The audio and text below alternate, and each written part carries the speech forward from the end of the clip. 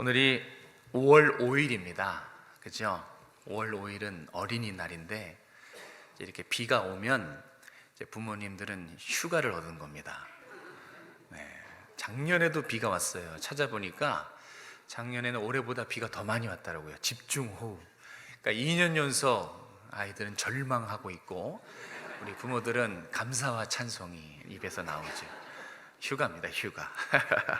네, 오늘 어린이 주일이어서 조금 관련된 본문을 살펴보기를 원하는데, 먼저 우리 부모 세대 분들에게 한번 여쭤보고 싶은 게, 여러분은 평균 약 한 주 동안 자녀들과 함께하는 시간이 얼마 정도 되십니까? 그러니까 자녀와 시간을 얼마나 같이 보내십니까? 한번 생각해 봐 주시길 바랍니다. 이렇게 같은 공간에 있는 거 말고 의미 있는 자녀들과 대화를 하거나 데이트를 하거나 이렇게 의미 있는 시간을 보내는 그 시간을 말하는 것입니다. 한 주간에 대략 어느 정도 된다고 생각하십니까? 제가 어떤 책에서 읽은 내용인데 저는 이 내용 보고 깜짝 놀랐어요. 야, 이거 조심해야지 했는데 이게 잘 안 되더라고요. 그게 뭐냐면, 이제 자녀가 어렸을 때 저희 아이들도 그러는데 막 놀아달라고 합니다. 보면 제일 먼저 하는 게 아빠 놀아줘예요. 근데 제가 그때마다 미안해, 다음에 하자, 아빠 지금 바빠, 이렇게 자녀가 어렸을 때 놀아달라고 부모에게 요청할 때 그때마다 부모가 바빠서 자녀와 놀아주지 않으면 이제 나중엔 이게 거꾸로 된대요. 이제 자녀가 장성해서 이제 부모가 자녀를 찾을 때 자녀가 뭐라 그러냐면, 죄송해요, 저 바빠서 시간이 없습니다, 이렇게 반대로 된대요. 그래서 자녀가 어렸을 때 놀아달라고 할 때 그때 잘 놀아줘야 나중에 자녀가 부모를 잘 놀아준다고 그렇게 얘기하더라고요.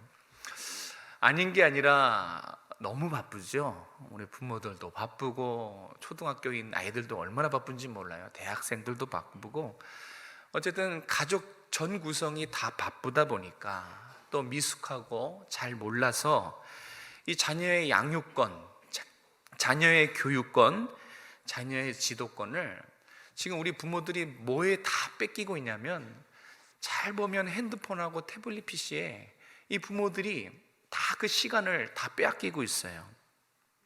소통이, 진지한 소통이 대부분의 부모 자식 사이에서는 거의 끊겼을 것 같아요. 진지한 소통, 그냥 밥 먹었니? 이런 거 말고 진지한 소통, 고민이 뭐야? 요즘에 무슨 문제가 있어? 이런 진지한 소통은 거의 찾아보기가 쉽지 않습니다.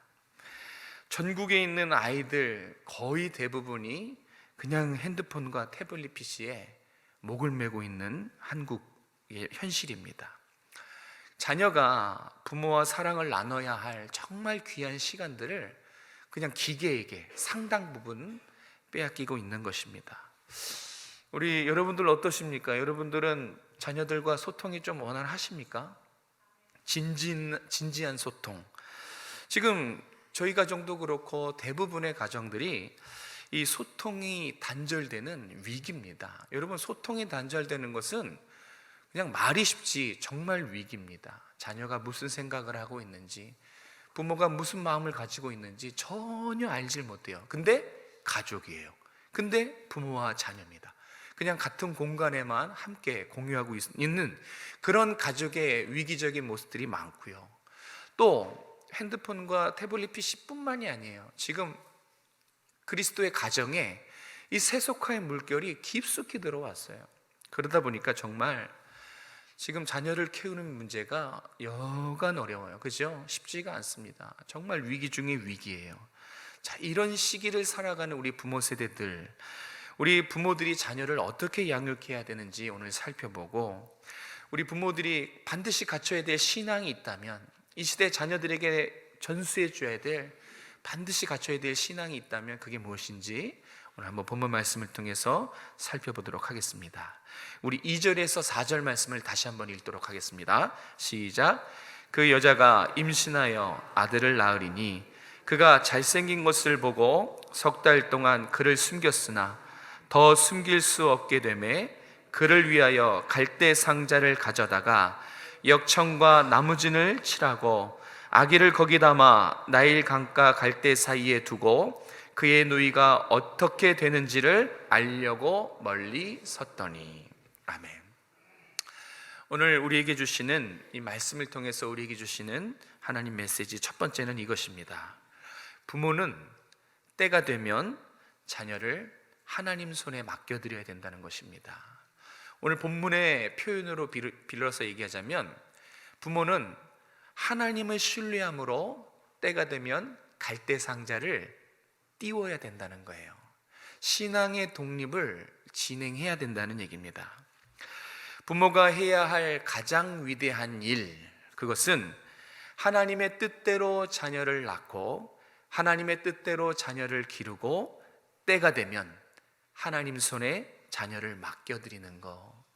이게 정말 멋있는 부모고 정말 위대한 부모의 모습이에요. 자녀가 신앙을 독립할 때가 되면 부모는 믿음으로 일어서야 돼요. 믿음으로 하나님 두 손에 자녀를 맡겨드려야 되는 것입니다. 그런데 쉽지가 않아요. 자녀를 보면 참 이 부모의 마음이 지켜주고 싶고, 이 자녀를 신앙의 독립을 시키기에, 이 자녀를 독립을 시키기에 뭔가 이 부모는 마음이 놓이지 않을 때가 있어요. 그래서 자녀를 끝까지 붙들고 계시는데 오히려 위험해요. 여러분이 자녀들을 붙들고 있는다 해도, 여러분이 품 안에 품는다고 해도 품어지지가 않을 겁니다. 잡혀지지가 않을 거예요. 오히려 자녀를 독립시키지 않으면 어떤 문제가 생기냐, 우리 자녀가 인생의 주인을 만나지 못할 수도 있어요. 또는 자녀가 탕자처럼 스스로 떠나가 볼 것입니다. 부모가 아무리 만류해도 부모를 뿌리치고 자녀가 스스로 떠나가는 거예요. 그러면 어떻게 될까요? 아직 분별력이 갖춰지지 않고 아직 신앙이 튼튼하지 않은 상태로 자녀가 부모의 만류에도 불구하고 뿌리치고 신앙의 독립을 한다면, 부모의 품을 떠난다면 셋 중에 하나입니다. 방황, 방탕, 돌아오지 않는 것. 이 셋 중에 하나가 될 거예요. 오늘 말씀에 귀 기울이시기 바랍니다. 오늘 모세의 엄마 요게벳이 모세를 낳고 3개월 동안, 약 100일이죠, 숨기고 기릅니다. 이유는 1장 22절에 가서 보면 알 수 있어요. 당시에 애굽의 왕이 이 히브리 민족이 점점 더 수가 불어나고 또 강성해지니까 그것을 막으려고 합니다. 그것을 막는 방법이 인구 억제 정책이었어요. 인구를 억제하는 거예요. 더 불어나지 않도록. 근데 그 방법이 참으로 잔인했어요. 잔악했습니다. 남아를 학살시키는 거예요. 2살 미만의 아이가 태어나면 어떻게 해요? 무조건 나일 강가에 던져버리는 이 남아 학살 정책을 실시했기 때문에 이 요게벳은 어떻게든 목숨 걸고 이 모세를 100일 동안, 3개월 동안 숨겼어요. 그런데 이제 감시가 점점 좁혀오고 포위망이 점점 좁혀오면서 이제 더는 숨길 수 없게 된 것입니다. 그래서 모세의 엄마 요게벳이 선택한 것이 뭐냐면 갈대 상자입니다. 이 갈대 상자를 만들고 여기에 나무진과 역청을 질러서 물이 새지 않도록, 그리고 거기에 모세를 누이고 나일 강가에 띄어보내는 거, 이거를 선택한 것입니다. 이 부모 마음이겠지만 이 노래도 있더라고요. 얼마나 그 부모의 마음이, 요게벳의 마음이 아프고 또 미어지고 아마 그랬을 것입니다. 근데 여러분, 우리가 이 부분을 한번 좀 집중해서 살펴볼 건데 이게 쉬웠을까 하는 겁니다. 그러니까 갈대 상자에 모세를 누여서 담아놓고 나일강에 띄워서 그 상자 바구니가 이 공주의 두 손에 안기기까지, 이게 확률이 얼마나 될 것 같습니까? 지금 우리가 2장을 늘 봐왔던 말씀이고 그래서 무감각해질 수 있어요. 여러분, 생각을 안 해서 그렇지 지금 이 2장의 갈대 상자가 공주의 두 손에 이렇게 안겨지기까지, 이거 생각해 보면 이거 기적에 가까워요. 이건 절대 그냥 있는 일이 아닙니다. 먼저 이 공주가 나일 강가에 와야 됩니다. 그죠? 그런데 공주고 귀족은 나일 강가에 잘 안 와요. 나일 강가에 오는 때가 있는데 종교 행사를 할 때 나일 강가에 한 번 옵니다. 그리고 그때 이제 종교 행사와 관련된 목욕을 하는 거예요. 그러니까 지금 이 종교 행사도 고정적으로 있는 게 아니에요. 필요할 때 이따금씩 해요. 그러니까 이 기간을 맞추는 것은 정말 하늘의 별따기죠. 또 뭐가 필요하냐면 정확한 타이밍에 공주의 눈에 바구니가 띄어야 돼요. 그죠?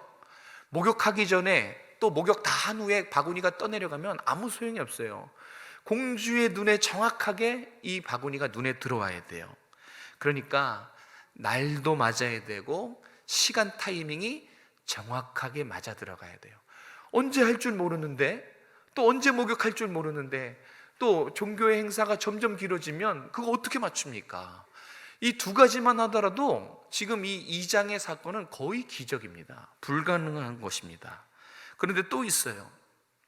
자, 어찌어찌 해서 우연의 일치로 공주가 그 갈대 상자를 받았어요. 그럼 열겠지요. 그때 이 공주가 모성애를 느껴야 돼요. 이 우는 아기를 보고 연민과 동정을 느껴야 돼요. 근데 이것도 정말 따지고 보면 불가능해요. 왜냐하면 자, 공주는 들었어요. 히브리 남자 어떻게 해야 돼요? 강가에 던져버리라. 왕의 명령이 있잖아요. 그리고 이게 정치적으로 민감하기 때문에 숨길 수도 없는 문제입니다. 또 민족적으로 애굽인들은 천성적으로 히브리인들을 혐오했어요. 아주 싫어했습니다. 냄새도 나고 더럽고 천시했어요. 그래서 가까이 하지 않았습니다. 그렇기 때문에 히브리 남자아이고 애굽의 공주이기 때문에 그 자리에서 빠뜨릴 수가 있어요. 긍휼함이 있어야 돼요.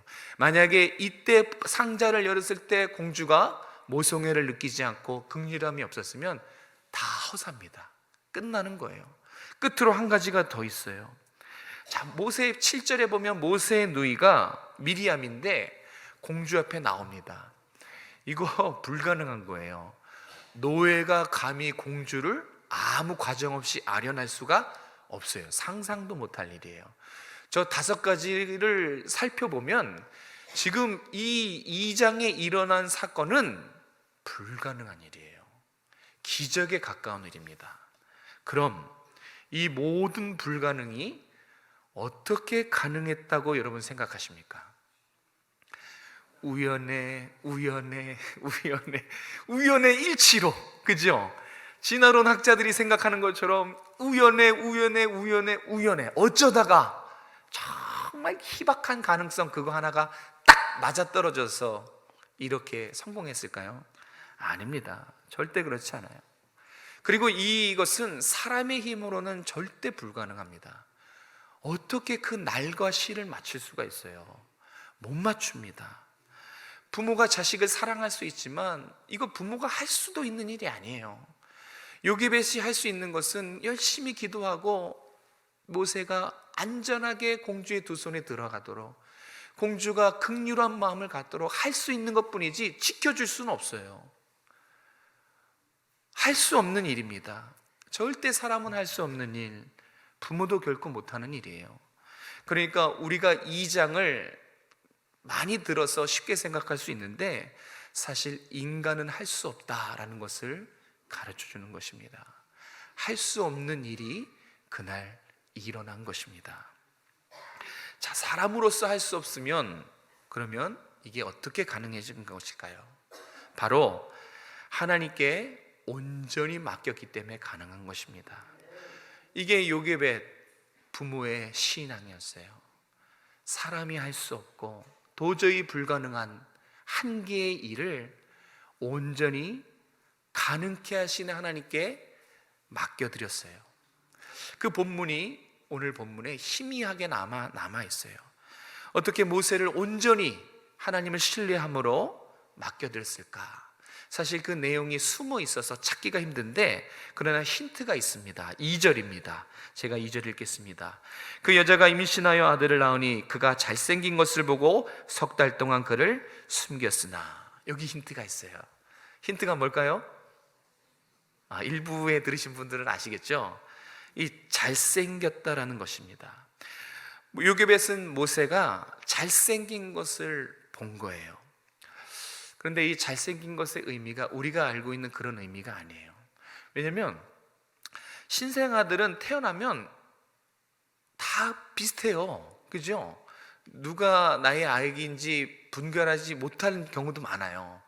그러니까 잘생겼다는 것은 이건 모세가 뭔가 외관상 비주얼이 특출났음을 말하는 것이 아니에요. 다른 의미가 있어요. 그 의미가 신기하게 사도행전 7장 20절에 스데반의 설교에 나옵니다. 이 스데반이 잘생겼다는 의미를 우리에게 가르쳐 줍니다. 우리 사도행전 7장 20절을 같이 한번 읽겠습니다. 시작. 그때에 모세가 낳는데 하나님이 보시기에 아름다운지라 그의 아버지의 집에서 석 달 동안 길리더니. 아멘. 자, 여기서 잘생겼다는 의미가 바로 하나님 보시기에 아름다웠다는 거예요.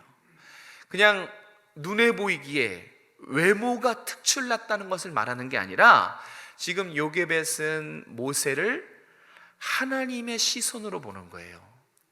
하나님의 계획 속에서 이 모세를 보는 것입니다. 아무것도 할 수 없는 핏덩이지만 하나님의 목적이 있다는 거예요. 아무것도 할 수 없는, 그냥 버려지면 죽을 수밖에 없는 핏덩이지만 하나님의 시선과 하나님의 기대와 하나님의 목적 속에서 본 거예요. 그거를 잘생겼다라고 표현한 것입니다. 이 하나님의 시선으로 아이를 보니까 자기 목숨을 걸고 지켜야겠는 거예요. 이 하나님의 계획 속에서 모세를 보니까 목숨을 걸고 갈대 상자에 담아서 불가능을 가능케 하시는 하나님 손에 온전히 맡겨드릴 수 있었던 것입니다. 우리 부모에게는 이런 신앙이 필요해요. 여러분의 안목으로 여러분의 집에서 놀고 있거나 취업 준비를 하고 있는 우리 자녀들이 한심하고 답답할 때가 있죠. 남들은 다 취업하는데 왜 너는 그렇게 하고 있니? 하면서 말은 못하지만 속으로 끙끙하면서 자녀를 볼 때가 있어요. 그 자녀들의 현실을 보는 것이죠. 제가 묻고 싶은 게 있어요. 여러분, 신앙의 부모인 여러분, 자녀의 무엇을 보십니까? 혹시 자녀의 성적을 보지 않습니까? 자녀의 미래를 보고 자녀의 건강과 직장과 형편과 자녀의 현실, 이거는 세상의 안목이에요. 믿음의 부모인 여러분께서 하시면 안 돼요. 여러분도 혹시 세상의 안목으로 그렇게 자녀의 현실과 자녀의 형편과 자녀의 직장, 자녀의 성적, 이렇게 자녀를 보고 계시진 않습니까? 우리는 신앙의 부모로서 우리의 자녀들을 하나님의 시선으로 봐야 돼요. 아니, 이제는 물러설 수가 없어요. 반드시 하나님의 계획 속에서 우리의 자녀들을 읽어내야 됩니다. 지금은 비록 내 눈에는 답답하고 불안하고 그렇게 연약한 우리의 자녀로 볼 수 있지요. 그런데 기도하세요. 기도하심으로써 자녀에게 걸고 있는 하나님의 기대, 자녀를 바꾸시고 고치시고 깎으시고 다듬으셔서 하나님의 일꾼 삼으셔서 세상에 하나님의 사람으로 사용하실 그 하나님의 안목과 하나님의 시선으로 여러분의 자녀를 다시 바라보시길 바랍니다. 그게 믿음의 부모예요. 여러분도 경험하셨을 거예요. 사랑할 수 있지만 책임져 줄 수는 없어요. 자녀가 안타깝고 답답하고 그래서 어떡할 겁니까? 대신 살아줄 수 있어요? 못 살아줘요. 사랑할 수 있지만 그 자녀의 인생을 하나하나 책임져 줄 수는 없어요. 부모의 한계입니다. 그런데 그 자녀를 하나하나 책임져 주실 수 있는 분이 계세요. 부모가 할 수 없어요. 하나님은 하십니다. 그래서 하나님께 자녀를 온전히 내어맡겨 드리는 것이 부모가 할 수 있는 가장 위대한 일입니다. 이제부터는 자녀를 위해서 기도하세요. 여러분이 기도를 포기할 때, 여러분이 자녀를 위해서 기도를 쉴 때, 그때가 사실 끝난 거예요. 그게 정말 바닥입니다. 부모가 자녀를 위해 눈물로 헌신으로 기도하면 하나님이 일하세요. 책임져 줄 수 없는 그런 자녀의 세미한 부분까지 하나님이 운행하시고 역사하시는 거예요. 그거를 볼 수 있어야 돼요. 그거를 볼 수 있으려면 기도를 멈추시면 안 돼요. 하나님의 역사, 자녀의 삶에 하나님의 운동, 일하심을 볼 수 있으려면 여러분 정말 부단히 기도에 힘쓰셔야 됩니다. 그러면 자녀를 하나님의 시선으로, 하나님의 계획으로 자녀를 보실 수 있어요. 그렇게 자녀들 세워가는 것입니다. 우리 두 번째는 9절 10절 말씀을 통해서 확인하겠습니다. 9절 10절 같이 읽겠습니다. 시작. 바로의 딸이 그에게 이르되 이 아기를 데려다가 나를 위하여 젖을 먹이라. 내가 그 삭슬 주리라. 여인이 아기를 데려다가 젖을 먹이더니 그 아기가 자라매 바로의 딸에게로 데려가니 그가 그의 아들이 되니라. 그가 그의 이름을 모세라 하여 이르되 이는 내가 그를 물에서 건져내었음이라 하였더라. 아멘. 자, 첫 번째는 때가 되면 하나님께 온전히 맡겨드려야 되는 거, 갈대 상자를 띄워야 된다는 내용이었고요. 이 9절 10절에 우리가 기억해야 될 두 번째는 뭐냐면 하나님이 내 자녀의 주인이 되시고 하나님이 내 자녀의 인도자가 되신다는 것을 믿으라는 것입니다. 그럴 때 부모도 형통하고 자녀도 그 길이 형통한 거예요. 지금 공주가 요게벳을 특채로 유모로 고용해요. 이게 정말 적중했어요. 그런데 우리가 이 당시의 배경을 잘 모르는데요, 제가 공부해 보니까 이 당시의 히브리인들은 노예였단 말이에요. 노예들은 강제 노역을 하게 돼 있어요. 그러니까 만약에 요게벳이 공주에게 간택이 되지 않는다면 이 노동을 하러 가야 돼요. 노역을 하러 가야 됩니다. 그래서 히브리 여자들은 아이를 낳아도 제대로 기를 수가 없었어요. 다 노역을 하러 가야 되니까. 그런데 보십시오, 요게벳은 모세를 직접 양육할 수 있게 되었어요. 심지어 양육비도 나라에서 받아요. 그죠? 이것만을 들어도 정말 형통한 거죠. 근데 무엇보다 공주가 불러서 유모로 세웠기 때문에 요게벳은 노역을 하러 가지 않았대요. 강제 노동에서 이제 제한이 된 것입니다. 그러니까 얼마나 감사해요. 그렇게 사랑하는 아들만 열심히 기르면 돼요. 노동도 하지 않아도 됩니다. 여러분 이걸 잘 보셔야 돼요. 쉽게 얘기할 부분이 아니에요. 이렇게 하나님께서는 믿음으로, 부모가 믿음으로 자녀를 하나님 손에 맡기면 부모에게 형통한 길을 보여주세요. 피할 길을 제공해 주시고 자녀에게도 형통한 길을 열어주시는 것입니다. 저는 제가 사역을 하면서 이 믿음의 선택을 하나님이 축복하시는 것을 정말 많이 경험했어요. 제가 지금도 간증하고 잊혀지지 않는 것은, 저는 원래 청년 사역이 제 비전이었습니다. 만약에 여기 없었으면 대학교 캠퍼스 어디를 누비면서 청년 사역을 하고 있었겠죠. 제 꿈이었어요.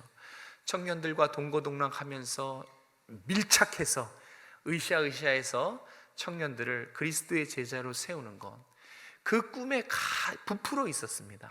저는 그것만을 위해서 달려왔고 청년들을 사랑해서 세우기 위해 준비도 하고 기도를 하고, 오직 목표는 그거였어요. 청년. 그런데 제 첫 사역지가 어디였냐면 쪽방촌이었어요. 여러분 쪽방촌 가보신 분 계신지 모르겠는데 거기는 청년이 없어요. 거기엔 다 홀로 계시는 어르신들, 할아버지 할머니들밖에 없어요.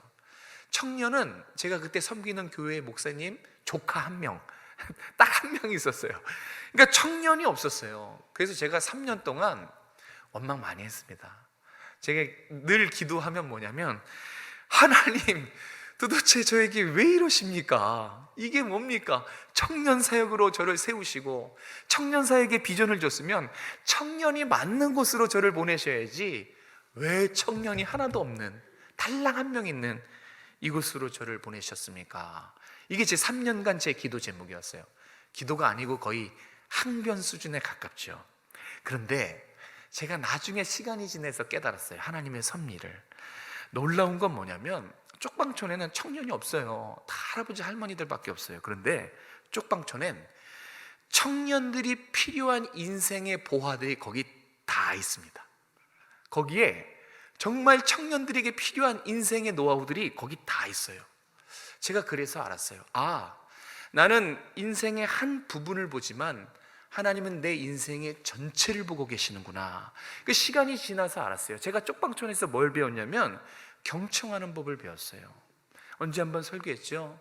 이 입이 꼬부러진 술주정뱅이 얘기를 그분이 한 번 얘기가 시작되면 2시간, 3시간 들어야 돼요.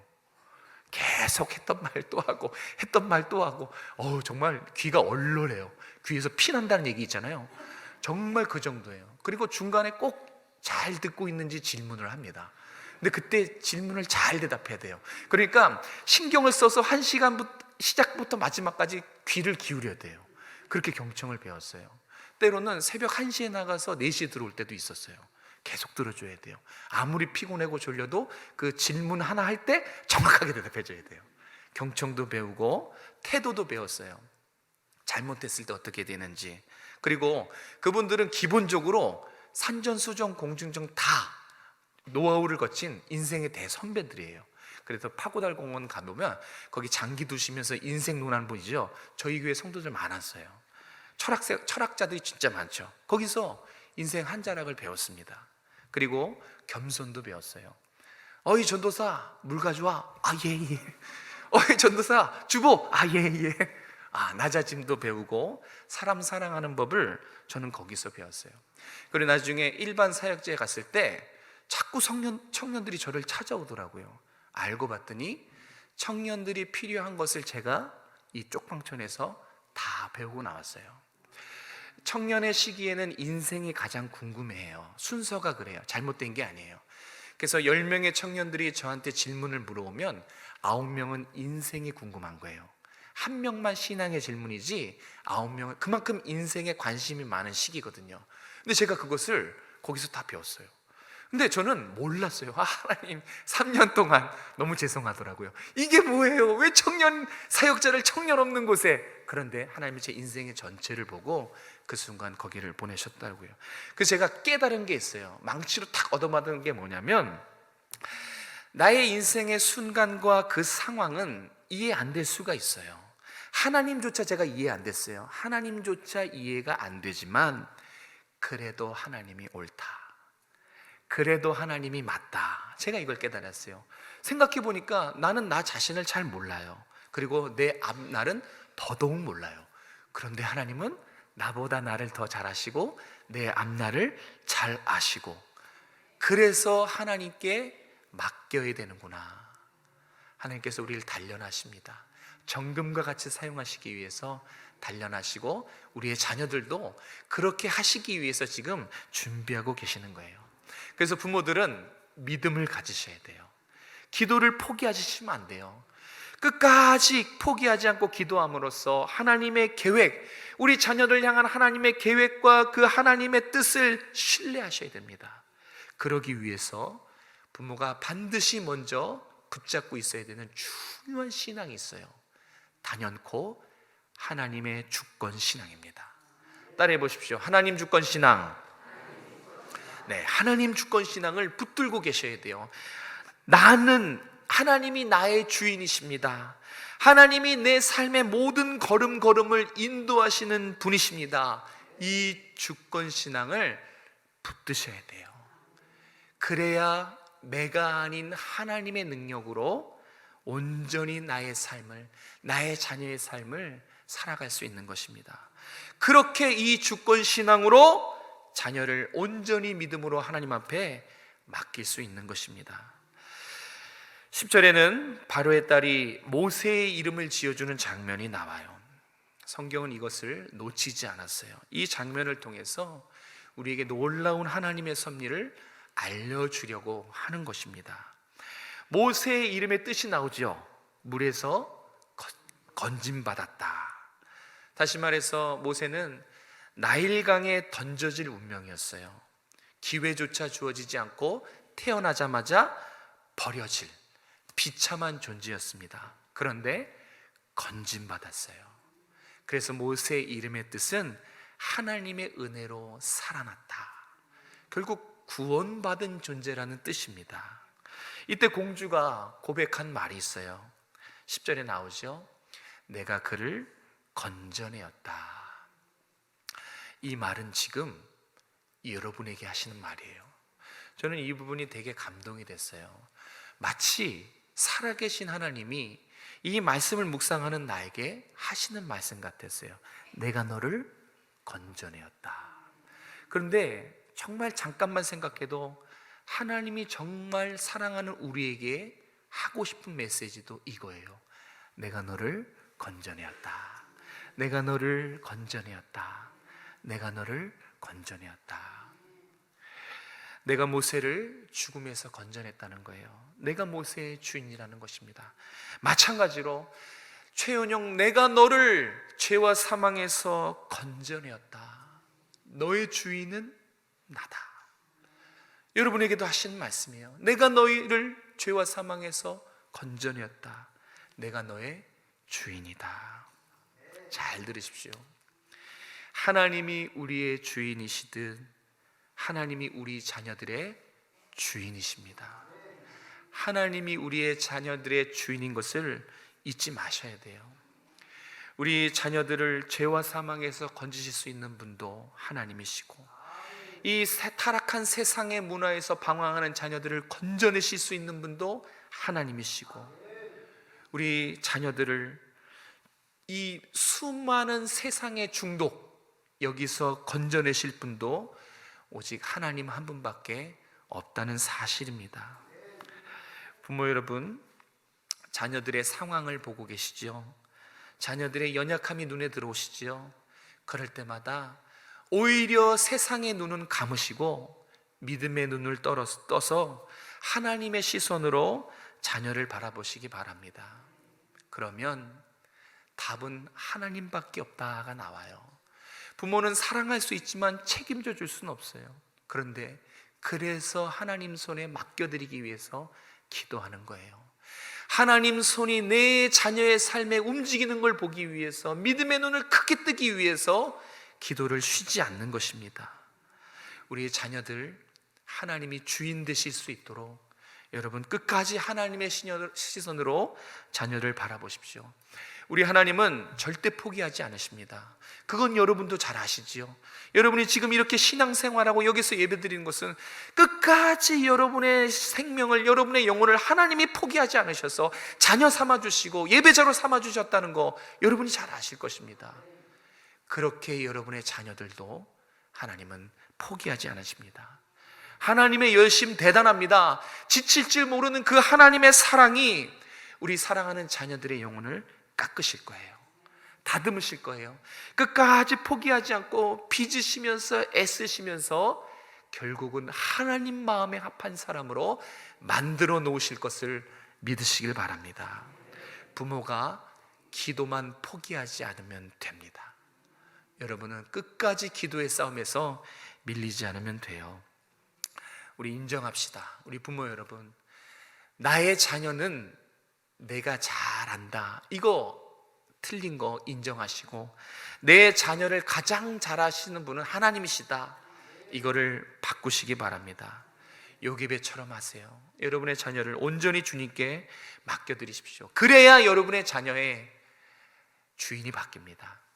그래야 자녀가 인격적으로 하나님을 만나서 주인을 만나게 되는 거예요.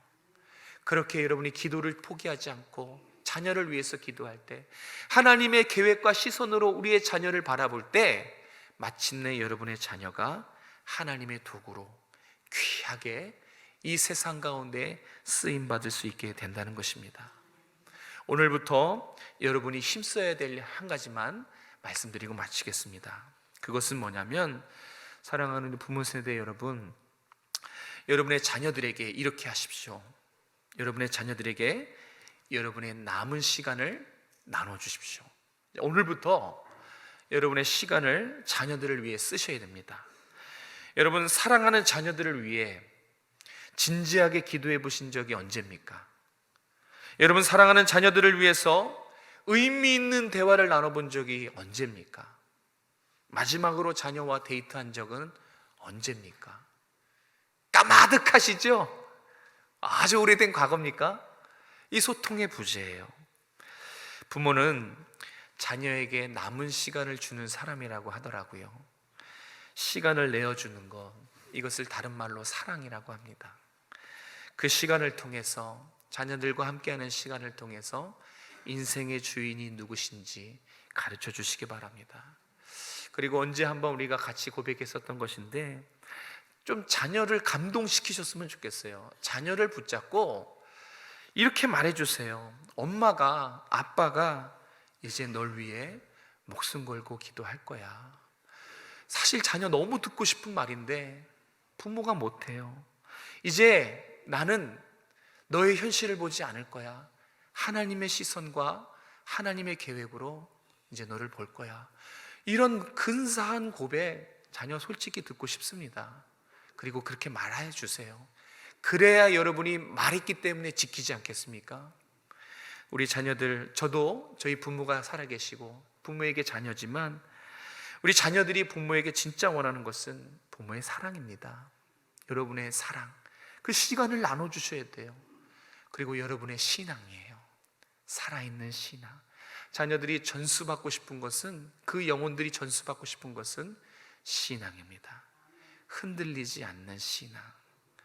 이렇게 부모의 분명한 신앙으로 자녀가, 다음 세대가 세워지는 것입니다. 이제 여러분의 남은 시간을 자녀에게 쏟으시길 바랍니다.